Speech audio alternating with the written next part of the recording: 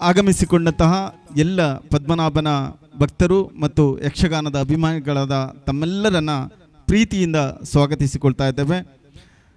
ಯಕ್ಷಪದ್ಮ ಪುರಸ್ಕಾರದ ನಡುವೆ ಯಕ್ಷ ಮಿತ್ರರು ಇನ್ನೊಂದು ಒಳ್ಳೆಯ ದೇವರು ಮೆಚ್ಚುವಂತಹ ಒಂದು ಕಾರ್ಯಕ್ರಮವನ್ನು ಹಮ್ಮಿಕೊಂಡಿದ್ದಾರೆ. ಒಬ್ಬ ಅಶಕ್ತ ಕಲಾವಿದನಿಗೆ ಒಂದು ಸಹಾಯ ಹಸ್ತವನ್ನು ನೀಡುವಂತಹ ಒಂದು ಕಾರ್ಯಕ್ರಮ.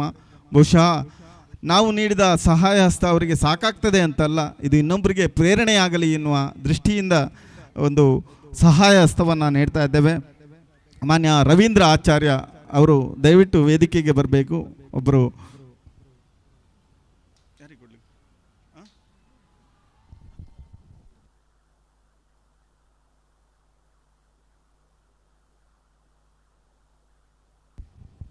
ಇವರ ಬಗ್ಗೆ ಹೇಳೋದಿದ್ರೆ, ಇವರು ಒಬ್ಬ ದಾರುಶಿಲ್ಪಿಯಾಗಿ ಕೆಲಸವನ್ನು ಮಾಡ್ತಾಯಿದ್ರು. ಕಳೆದ 5 ವರ್ಷದ ಹಿಂದೆ ವಿಧಿಯ ಒಂದು ಕ್ರೂರತೆಗೆ ಒಳಗಾಗಿ ಪಾರ್ಶ್ವವಾಯು ಪೀಡಿತರಾಗಿ, ಅಂದರೆ ಪ್ಯಾರಲೈಸಿಸ್ ಅಟ್ಯಾಕ್ ಆಯ್ತು ಅವರಿಗೆ. 2 ಮಕ್ಕಳಿದ್ದಾರೆ. ಇದೀಗ ಅವರ ಹೆಂಡತಿ ಮಾತ್ರ ಇಡೀ ಕುಟುಂಬವನ್ನು ಸಾಗಿಸ್ತಾ ಇದ್ದಾರೆ. ಅವರ ವಿಶೇಷತೆ ಅಂದರೆ, ಅವರು ಸರಿ ಇರುವಾಗ ಒಬ್ಬ ಹವ್ಯಾಸಿ ಯಕ್ಷಗಾನ ಕಲಾವಿದ ಆಗಿದ್ದರು. ಒಳ್ಳೆಯ ಹಾಸ್ಯ ವೇಷ, ಯಾವುದೇ ವೇಷವನ್ನು ಕೂಡ ನಿರರ್ಗಳವಾಗಿ ಮಾಡ್ತಾಯಿದ್ರು. ಜೊತೆಗೆ ಚಂಡೆ ಕಲಾವಿದರಾಗಿ ಕೂಡ ತಮ್ಮನ್ನು ತೊಡಗಿಸಿಕೊಳ್ತಾ ಇದ್ರು. ಇದೀಗ 5 ವರ್ಷದಿಂದ ಈ ಸ್ಥಿತಿಗೆ ಬಂದಿದ್ದಾರೆ. ಇದು ಭಗವಂತ ಇನ್ನಾದರೂ ಅವರಿಗೆ ಆರೋಗ್ಯವನ್ನು ಕರುಣಿಸಲಿ ಅಂತ ಹೇಳ್ತಾ ಅವರಿಗೆ ನಮ್ಮ ಯಕ್ಷಮಿತ್ರರು ಸಂಸ್ಥೆಯಿಂದ ಒಂದು ಸಣ್ಣ ಸಹಾಯಧನವನ್ನು ಪಳಜೆ ಪ್ರಮೋದ್ ರೈ ಅವರ ಹಸ್ತದ ಮೂಲಕ ಅವರಿಗೆ ಹಸ್ತಾಂತರಿಸ್ತಾ ಇದ್ದೇವೆ. ಒಂದು ಶಾಲನ್ನು ಹೊದಿಸಿ ಅವರಿಗೆ ಆ ಸಹಾಯ ಹಸ್ತವನ್ನು ನೀಡಬೇಕು. ಕ್ಷೇತ್ರದ ಅಧಿದೇವತೆಯ ಅನುಗ್ರಹದಿಂದ ಮುಂದೆ ಅವರು ಆರೋಗ್ಯದಲ್ಲಿ ಸುಧಾರಿಸಿಕೊಳ್ಳಿ ಎನ್ನುವ ಆಶಯದೊಂದಿಗೆ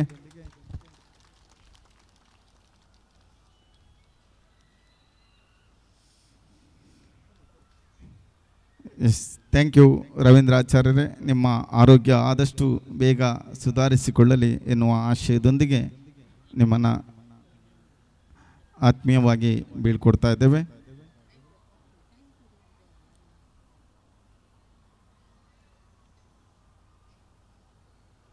ಒಂದು ಭಾವನಾತ್ಮಕ ಕಾರ್ಯಕ್ರಮಕ್ಕೆ ವೇದಿಕೆ ಸಾಕ್ಷಿಯಾಗಿದೆ ಅಂತ ಭಾವಿಸ್ತಾ ಇದೀಗ ಪ್ರಧಾನ ಕಾರ್ಯಕ್ರಮಕ್ಕೆ ಬರ್ತಾ ಇದ್ದೇವೆ.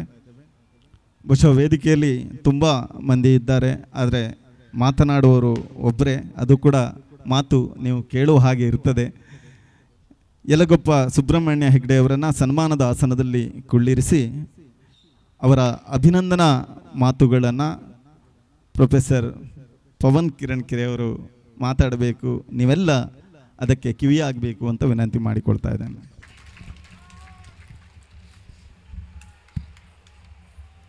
ಶಾರದಾ ಗುರುಭ್ಯೋ ನಮಃ. ನಾಮಕರ್ತ ಬ್ರಹ್ಮಾಣಿಕರ್ತ. ವೇದಿಕೆಯಲ್ಲಿ ಉಪಸ್ಥಿತರಿರುವಂಥ ಎಲ್ಲ ಗಣ್ಯಮಾನ್ಯರೇ ಹಾಗೂ ಇವತ್ತು ಸನ್ಮಾನವನ್ನು ಸ್ವೀಕರಿಸಲಿಕ್ಕಿರುವಂಥ ಆತ್ಮೀಯರಾದಂಥ ಯಲಗೊಪ್ಪ ಸುಬ್ರಹ್ಮಣ್ಯ ಹೆಗಡೆ ಅವರೇ,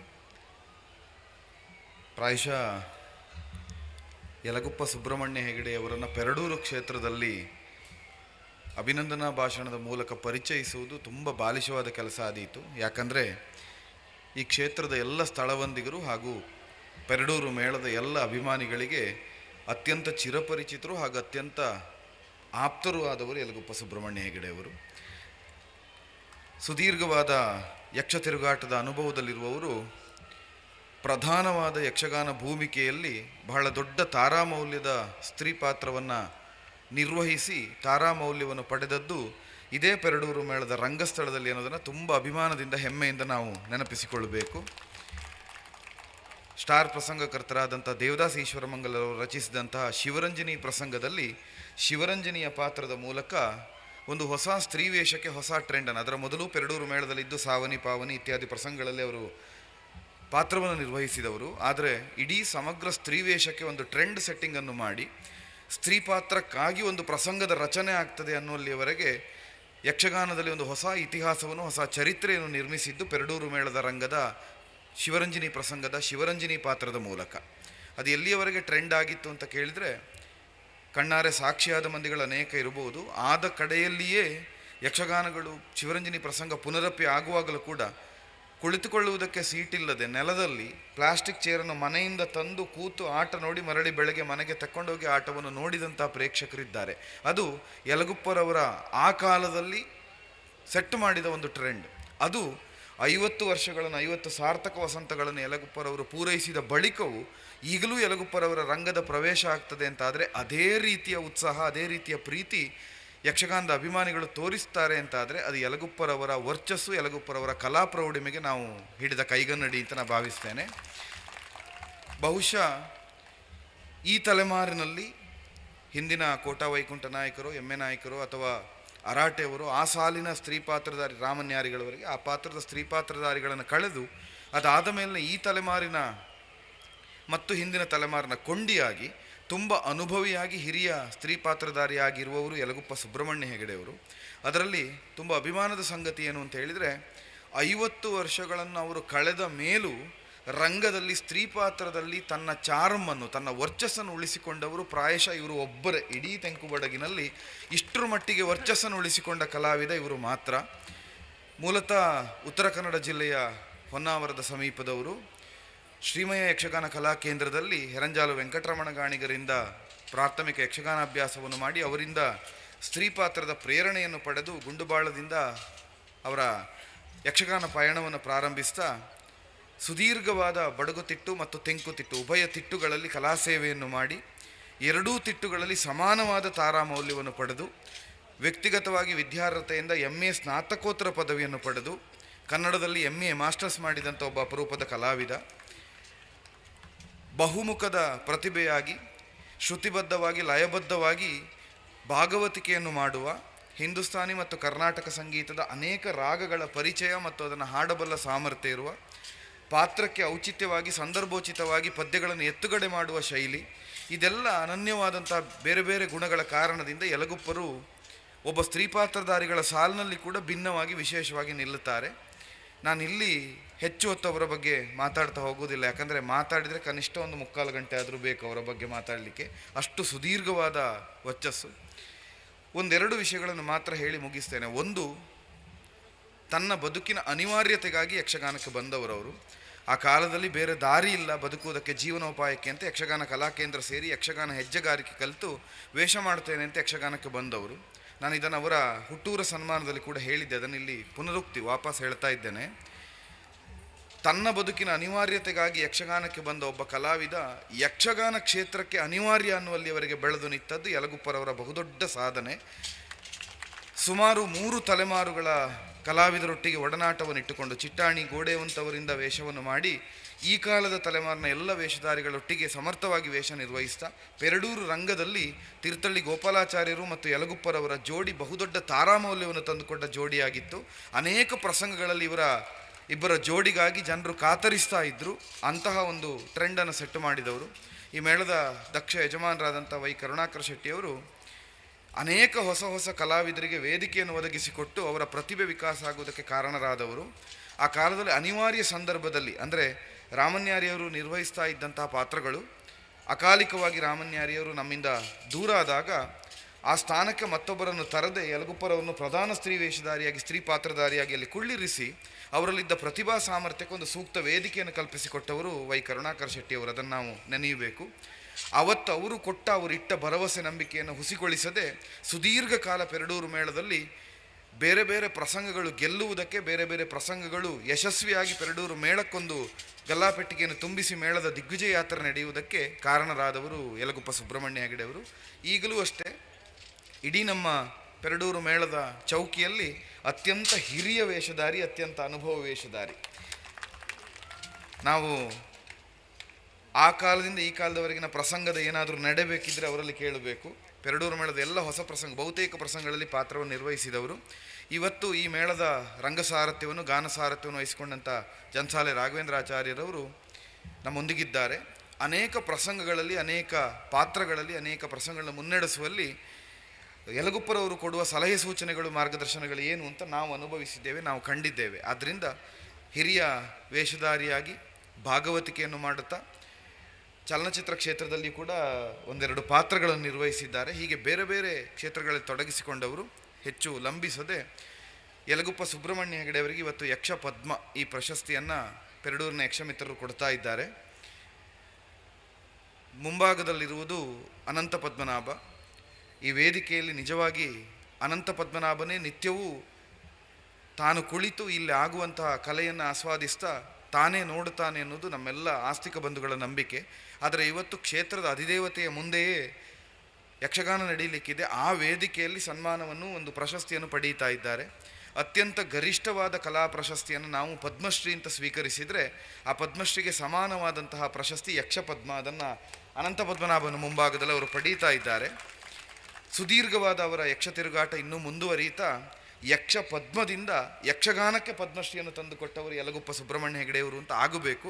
ಅಲ್ಲಿಯವರೆಗೆ ಅವರು ಎತ್ತರಕ್ಕೆ ಬೆಳೆದು ರಾಷ್ಟ್ರಮಟ್ಟದ ಪ್ರಶಸ್ತಿಯನ್ನು ಸ್ವೀಕರಿಸುವಾಗ ಆಗಲಿ ಅದಕ್ಕೆ ಬೇಕಾದ ಎಲ್ಲ ಸತ್ವಗಳನ್ನು, ಅದಕ್ಕೆ ಬೇಕಾದ ಆಯುರಾರೋಗ್ಯ ಐಶ್ವರ್ಯ ಸಂಪದಗಳನ್ನು ಅನಂತ ಪದ್ಮನಾಭ ಅನುಗ್ರಹಿಸಲಿ ಅಂತ ಹೇಳ್ತಾ, ಜೊತೆಯಲ್ಲಿ ಯಕ್ಷಮಿತ್ರರು ಪ್ರತಿ ವರ್ಷವೂ ಈಗ ಜಾತ್ರೆ ಆಟವನ್ನು ಸಂಘಟಿಸ್ತಾ ಬರ್ತಾ ಇದ್ದಾರೆ. ಮೇಳದ ಕ್ಷೇತ್ರದಲ್ಲಿ ಸ್ಥಳವಂದಿಗರು ಮಾಡುವ ಆಟ ವಿಶೇಷವಾದ್ದು. ಯಾವಾಗಲೂ ಜನಸಾಲೆಯವರು ಹೇಳ್ತಾ ಇರ್ತಾರೆ, ಸ್ಥಳವಂದಿಗರು ಮೇಳವನ್ನು ಪ್ರೀತಿಸುತ್ತಾ ಹೋದರೆ ಆ ಮೇಳಕ್ಕೊಂದು ವರ್ಚಸ್ಸು ದೊಡ್ಡದಾಗ್ತಾ ಹೋಗ್ತದೆ, ಮೇಳಕ್ಕೊಂದು ಕ್ಷೇತ್ರ ವ್ಯಾಪ್ತಿ ದೊಡ್ಡದಾಗ್ತಾ ಹೋಗ್ತದೆ ಅಂತ. ಹಾಗಾಗಿ ಜಾತ್ರೆಯಲ್ಲಿ ಅನೇಕ ನಡೀತದೆ, ನಾಟಕ, ಸಂಗೀತ, ಆರ್ಕೆಸ್ಟ್ರಾಗಳು ಇದೆಲ್ಲ ನಡೀತಾ ಇರ್ತದೆ. ಮೇಳ ಕ್ಷೇತ್ರದಿಂದಲೇ ಹೊರಡ್ತದೆ. ಕ್ಷೇತ್ರದಿಂದ ಒಂದು ಆಟ ಜಾತ್ರೆಯಲ್ಲಿ ಆಗದೇ ಇದ್ದರೆ ಯಾವುದೋ ಒಂದು ನ್ಯೂನ್ಯತೆ ಕಾಡಿದ ಹಾಗಾಗುತ್ತದೆ. ಅದನ್ನು ಮನಗಂಡಂಥ ಯಕ್ಷಮಿತ್ರರು ಪ್ರವೀಣ್ ಪೆರಡೂರ್ ಅವರ ಸಾರಥ್ಯದಲ್ಲಿ ಅವರೆಲ್ಲ ಮನಗಂಡು ಈಗ ಒಂದು 3-4 ವರ್ಷಗಳಿಂದ ನಿರಂತರವಾಗಿ ಆಟವನ್ನು ಮಾಡುತ್ತಾ ಇದ್ದಾರೆ. ಅವರಿಗೂ ಅಷ್ಟೇ ನಿರಂತರ ಆಟ ಮಾಡುವ ಶಕ್ತಿಯನ್ನು ಅನಂತ ಪದ್ಮನಾಭ ಕೊಡಲಿ. ಪ್ರತಿ ವರ್ಷವೂ ಕೂಡ ಒಬ್ಬ ಸಾರ್ಥಕ ಕಲಾವಿದನಿಗೆ ಯಕ್ಷಪದ್ಮ ಪುರಸ್ಕಾರವನ್ನು ಕೊಡ್ತಾ ಇದ್ದಾರೆ. ಈ ಪರಂಪರೆ ಮುಂದುವರಿಲಿ ಅಂತ ಆಶಿಸ್ತಾ ಮತ್ತೊಮ್ಮೆ ಯಲಗುಪ್ಪ ಸುಬ್ರಹ್ಮಣ್ಯ ಹೆಗಡೆ ಅವರಿಗೆ ಹಾರ್ದಿಕ ಅಭಿನಂದನೆಗಳನ್ನು ಅರ್ಪಿಸ್ತಾ ನನ್ನ ಮಾತಿಗೆ ಪೂರ್ಣ ವಿರಾಮವನ್ನು ಇಡ್ತೇನೆ. ಯಕ್ಷಗಾನಂ ಗೆಲ್ಗೆ ಯಕ್ಷಗಾನಂದ. ಅತ್ಯಂತ ಸುಂದರವಾಗಿ ಅಭಿನಂದನಾ ಮಾತನ್ನು ಆಡಿದಂತಹ ಪವನ್ ಕಿರಣ್ ಕೆರೆ ಅವರಿಗೆ ಕೃತಜ್ಞತೆಗಳನ್ನು ಸಲ್ಲಿಸಿಕೊಳ್ತಾ ಇದ್ದೇವೆ. ಬಂಧುಗಳೇ, ಧರ್ಮಸ್ಥಳದ ವೀರೇಂದ್ರ ಹೆಗಡೆ ಅವರು ಒಂದು ಮಾತನ್ನು ಹೇಳ್ತಾರೆ.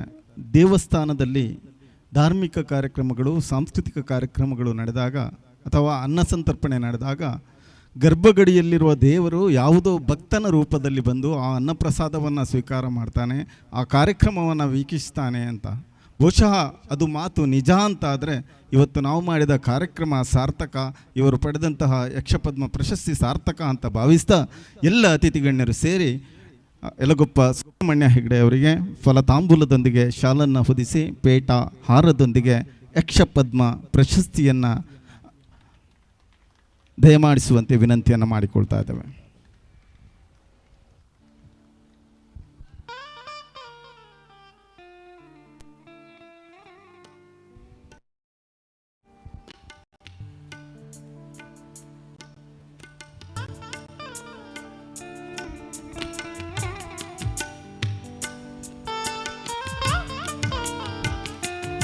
ಬಳಜೆ ಪ್ರಮೋದ್ ರೈಯವರು ದೇವಳದ ವ್ಯವಸ್ಥಾಪನಾ ಸಮಿತಿಯ ಅಧ್ಯಕ್ಷರು, ಹಾಗೆ ದೊಡ್ಡಮನೆ ರಾಜ್ಕುಮಾರ್ ಶೆಟ್ಟಿ ಅವರು ಪೇಟವನ್ನು ತೊಡಿಸಿ,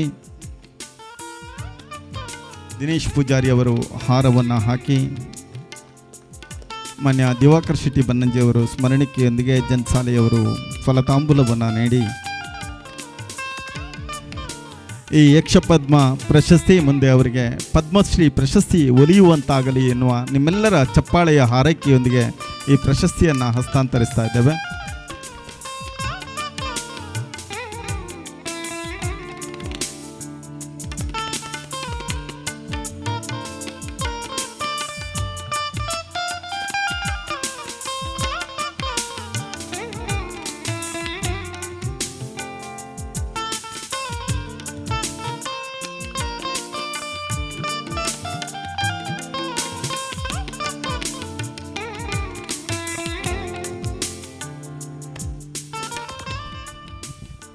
ಅಭಿನಂದನೆಗಳನ್ನು ಯಲಗುಪ್ಪ ಸುಬ್ರಹ್ಮಣ್ಯ ಹೆಗಡೆ ಅವರಿಗೆ ಸಲ್ಲಿಸ್ತಾ ತಮ್ಮ ಅನಿಸಿಕೆಗಳನ್ನು ಮುಂದಿಗೆ ಹಂಚಿಕೊಳ್ಳುವಂತೆ ವಿನಂತಿ ಮಾಡಿಕೊಳ್ತಾ ಇದ್ದೇವೆ.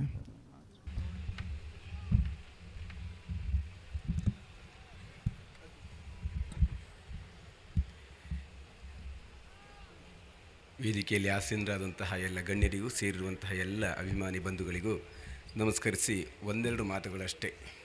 ಇದು ಧನ್ಯತೆಯ ಕ್ಷಣ, ಅನುಮಾನವೇ ಇಲ್ಲ. ಯಾಕಂದರೆ ಪದ್ಮನಾಭನ ಸನ್ನಿಧಿಯಲ್ಲಿ ಪದ್ಮ ಪ್ರಶಸ್ತಿ. ಬಹುಶಃ ನನಗೆ ಸಮ್ಮಾನಾದಿಗಳು ಅನೇಕ ಆಗಿದೆ, ಆದರೆ ಪ್ರಶಸ್ತಿ ಎನ್ನುವ ಹೆಸರಿನಲ್ಲಿ ಸಮ್ಮಾನ ಅನಂತ ಪದ್ಮನಾಭನ ಸನ್ನಿಧಿಯಲ್ಲಿ ಪ್ರಪ್ರಥಮ ಆಗ್ತಾ ಇರುವುದು ಅದು ಅತೀವ ಸಂತೋಷವನ್ನು ಕೊಡ್ತಾ ಇದೆ. ಕಿರಣ್ರು ಹೇಳಿದ ಹಾಗೆ ನಿಮ್ಮಂಥವರ ಆಶಯದಲ್ಲಿ ಆ ಪದ್ಮ ಪ್ರಶಸ್ತಿಯವರೆಗೆ ನನಗೆ ಅನುಗ್ರಹಿಸಲಿ ದೇವರು. ಅದೊಂದು ಸ್ವಾರ್ಥ, ದೇವರು ಅನುಗ್ರಹಿಸಲಿ. ಪದ್ಮನಾಭ ಅವ ಮನಸ್ಸು ಮಾಡಿದ್ರೆ ದೊಡ್ಡದಲ್ಲ. ಅದರ ಜೊತೆಗೆ ಒಂದೆರಡು ವಿಷಯ ಹೇಳಲೇಬೇಕಾದದ್ದು ಈ ಸಂಘಟನೆಯ ವಿಷಯದಲ್ಲಿ. ಈಗ ಕೆಲವು ವರ್ಷಗಳ ಹಿಂದೆ ನಾನು ಹೊಸನಗರ ಮೇಳದಲ್ಲಿದ್ದಾವಾಗ ಮೈಸೂರಿನ ಹತ್ತಿರದಲ್ಲಿ ಒಂದು ಆಟ, ಯಾವುದೊಂದು ಗಾರ್ಡನಲ್ಲಿ ನಾನು ಹೀಗೆ ತಿರುಗಾಡ್ತಾ ಇದ್ದೆ. ಒಂದು ಹುಡುಗ ನನ್ನ ಹಿಂದೆ ಬರ್ತಾ ಇದ್ದಾನೆ. ನಾನು ಸುಮಾರು ಮುಂದೆ ಹೋದೆ, ನನ್ನ ಹಿಂದೆ ಬರ್ತಾ ಇದ್ದಾನೆ. ಮತ್ತು ನಾನು ಕೂತು ಏನೋ ಫೋನಲ್ಲಿ ಮಾತಾಡುವಾಗ ಹತ್ತಿರ ಬಂದು ಕೂತ್ಕೊಂಡು ಮಾತಾಡಿಸಿದ್ರು. ನೀವು ಹೀಗೆಲ್ಲ, ಹೌದು ನೀವೇನು ಬೆರಡೂರು ಮೇಳ ಬಿಟ್ಟದ್ದು, ಹೀಗೆ ಅದು ವ್ಯವಹಾರ ಅಲ್ವಾ, ನಾನು ಈಗ ತೆಂಕಿಗೆ ಬಂದಿದ್ದೇನೆ, ಹೀಗೆಲ್ಲ ಮಾತಾಡ್ತಾ ಮತ್ತೆ ಹೇಳಿದ್ರು, ನೀವು ಮತ್ತೆ ಬೆರಡೂರು ಮೇಳಕ್ಕೆ ಮತ್ತೆ ಬರೋದಿಲ್ವಾ? ಮತ್ತೆ ಬರಬಾರ್ದು ಅಂತಿಲ್ಲ, ಬರ್ಬೋದು, ಅದು ಹೇಳಲಿಕ್ಕಾಗೋದಿಲ್ಲ, ನೋಡುವ ಅಂಥೇಳಿ. ಆದರೆ ಅದೇ ಒತ್ತಾಸೆಯನ್ನಿಟ್ಟುಕೊಂಡು ಮತ್ತೆ ಪೆರಡೂರು ಮೇಳಕ್ಕೆ ನಾನು ಬರುವಲ್ಲಿ ಹೆಚ್ಚಿನ ಒತ್ತಡವನ್ನು ಹೇರಿ ಮತ್ತೆ ನನ್ನನ್ನು ಪೆರಡೂರು ಮೇಳಕ್ಕೆ ಕರೆ ತಂದದ್ದು ಅದೇ ಹುಡುಗ, ಈ ಪ್ರವೀಣ್ ಪೆರಡೂರು. ಈಗಲೂ ಹುಡುಗರು ಹಾಗೆ ಇದ್ದಾರೆ ಅವರು, ಹಾಗೆ ಹುಡುಗನೇ. ಅಂದರೆ ಅವರಿಗೊಂದು ಆ ನಮ್ಮ ಊರಿನ ಮೇಳ, ಆವಾಗ ಅವ್ರು ಮೈಸೂರಲ್ಲಿ ಏನೋ ಅವ್ರದ್ದೇನೋ ವ್ಯವಹಾರ ಇತ್ತು, ಅವರ ತಂದೆಯವರದ್ದು. ನಮ್ಮೂರಿನ ಮೇಳ, ನಮ್ಮೂರಿನಲ್ಲಿ ನೀವು ಅದೇ ಮೇಳದಲ್ಲಿ ಇರಬೇಕು, ಅದೆಲ್ಲ ಅವ್ರದ್ದೊಂದು ಒತ್ತಾಸೆ ಇತ್ತು. ಅಂಥವರ ಹಾರೈಕೆ ಅಂತ ಅನಿಸಿದೆ. ಬಹುಶಃ ನಾನು ಮತ್ತೆ ತಿರುಗಿ ಬಂದು ಇದು 10ನೇ ವರ್ಷ ಪೆರಡೂರು ಮೇಳದಲ್ಲಿ ತಿರುಗಾಟ ಮಾಡಿದೆ. ಒಟ್ಟು 15 ವರ್ಷಗಳು ಪೆರಡೂರು ಮೇಳದ ತಿರುಗಾಟ ನನ್ನದು. ಅತಿ ಹೆಚ್ಚು ನನ್ನ ಒಟ್ಟು 35 ವರ್ಷ ತಿರುಗಾಟದಲ್ಲಿ ಅತಿ ಹೆಚ್ಚು ನಾನು ಪೆರಡೂರು ಮೇಳದಲ್ಲಿ ತಿರುಗಾಟವನ್ನು ಮಾಡಿದ್ದೇನೆ. ಅದರ ಜೊತೆಗೆ ನನ್ನ ಯಕ್ಷ ಬದುಕಿನಲ್ಲಿ ಒಂದು ಬ್ರೇಕ್ ಕೊಟ್ಟದ್ದು ಅಂತ ಅಂದರೆ ನನಗೊಂದು ಬದುಕನ್ನು, ನಾನಿಲ್ಲಿ ಬದುಕು ಕಟ್ಟಿಕೊಳ್ಳಬಹುದು, ಈ ಯಕ್ಷಗಾನದಲ್ಲಿ ಮುಂದುವರಿಯಬಹುದು, ನಾನಿಲ್ಲಿ ಇರಬೇಕು ಅನ್ನುವಂತಹ ಒಂದು ಅವಕಾಶವನ್ನು ಒದಗಿಸಿದ್ದು ಅದೇ ಶಿವರಂಜನಿ. ಪೆರಡೂರು ಮೇಳ ನನಗೊಂದು ಯಕ್ಷಗಾನದ ಬದುಕನ್ನು ಕೊಟ್ಟಿದೆ. ಅದಕ್ಕೊಂದು ಅವಕಾಶವನ್ನು ಕೊಟ್ಟವರು ನಿಜವಾಗಿ ಕರುಣಾಕರ್ ಶೆಟ್ಟರು. ಅವರನ್ನು ನಾವು ನಿತ್ಯವೂ ಧ್ಯಾನಿಸಬೇಕು. ಯಾಕಂದರೆ ಯಾವ ಸೋಲಿರಲಿ ಅವ್ರು ಹೇಳ್ತಾರೆ, ನಿನ್ನೆ ಬಂದವರು ಹೇಳಿದ್ರು, ಒಂದು ದಿವಸ ಇಲ್ಲ, ಸಹಜವಾಗಿ ದೇಹ ಪ್ರಕೃತಿ ಕಲಾವಿದನಿಗೆ ಎಲ್ಲ ದಿವಸ ಒಂದೇ ರೀತಿ ಇರುವುದಿಲ್ಲ. ಒಂದು ದಿವಸ ಏನೋ ಜ್ವರ ಇರ್ತದೆ, ಏನೋ ಕೆಮ್ಮಿರ್ತದೆ, ಎಲ್ಲ ದಿವಸವೂ ನಾವು ಅದನ್ನು ಸಮರ್ಥವಾಗಿ ಪಾತ್ರವನ್ನು ನಿರ್ವಹಿಸ್ತೇವೆ ಅಂತ ಹೇಳಲಿಕ್ಕಾಗೋದಿಲ್ಲ. ಒಂದೊಂದು ದಿವಸ ಹೆಚ್ಚು ಕಡಿಮೆ. ಅದಕ್ಕೆ ಅವ್ರು ಹೇಳೋದು ಹಾಗೆ, ಎಲ್ಲಗೊಬ್ಬರು ಒಂದು ದಿವಸ ಉದಾಸೀನ ಮಾಡಿ ಇನ್ನೊಂದು ದಿವಸ ಅದನ್ನು ಕೂಡಿಸಿ ಕೊಡ್ತಾರೆ, ಅದು ಗೊತ್ತುಂಟು ನನಗೆ. ಹಾಗಾಗಿ ನೀವು ಇನ್ನೂ ಕೆಲವು ಕಾಲ ನಮ್ಮ ಮೇಳದಲ್ಲೇ ಇರಬೇಕು ಅಂತ ಒತ್ತಾಯ ಅವರದ್ದು. ಅದು ಏನೇ ಇರಲಿ, ನಿಮ್ಮೆಲ್ಲವರ ಆಶಯ, ಅನಂತ ಪದ್ಮನಾಭರ ಅನುಗ್ರಹ, ಇದೇ ರೀತಿಯಲ್ಲಿ ಆರೋಗ್ಯ ನನಗೆ ಕೊಟ್ಟರು ದೇವರು. ಸತತ ಇದೇ ರೀತಿಯಲ್ಲಿ ನಾನು ಸಹಿತವಾಗಿ ಯಕ್ಷಗಾನದ ಸೇವೆಯನ್ನು ಮುಂದುವರಿಸ್ತೇನೆ. ನನ್ನಲ್ಲಿ ಎಲ್ಲಿಯವರೆಗೆ ಸಾಧ್ಯ ಉಂಟು ಅಲ್ಲಿಯವರೆಗೆ ಆ ಪ್ರಯತ್ನವನ್ನು ನಾನು ಮಾಡ್ತೇನೆ ಅಂತ ಹೇಳ್ತಾ, ನನ್ನನ್ನು ಸನ್ಮಾನಿಸಿದ ಈ ಸಮಿತಿಯವರಿಗೆ, ಪ್ರೋತ್ಸಾಹಿಸಿದ ನಿಮ್ಮೆಲ್ಲರಿಗೂ ಮತ್ತೊಮ್ಮೆ ಅನಂತ ಧನ್ಯವಾದಗಳನ್ನು ಅರ್ಪಿಸ್ತಾ ನಿರ್ವಹಿಸ್ತೇನೆ. ನಮಸ್ಕಾರ.